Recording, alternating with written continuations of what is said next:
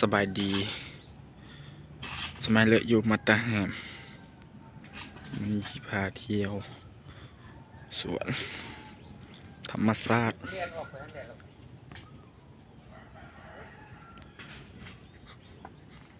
เที่ยวสวนธรรมศาสตร์บ้านเฮา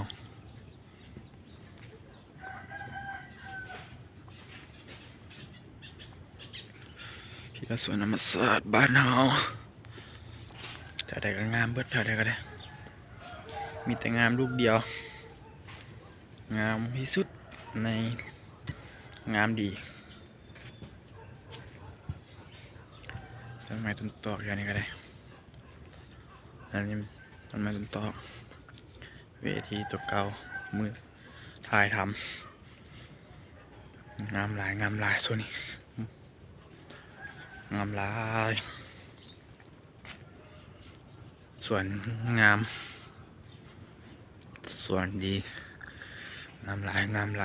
มื้อนี้สบายดียามเช้าเด้อทุกคนเด้อส่วนดีส่วนงามดอกไม้ธรรมศาสตร์เบิดงามหลายส่วนธรรมศาสตร์สวยงาม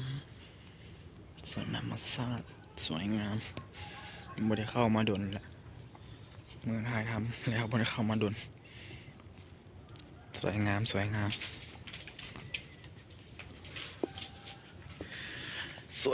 ธรรมศา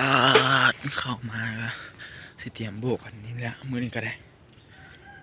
โบกมันแล้วมื้อนี้ก็ได้เนี่ยพักพวกอย่างละพี่น้องเอ้ยเนี่ยต้นบุกสีดา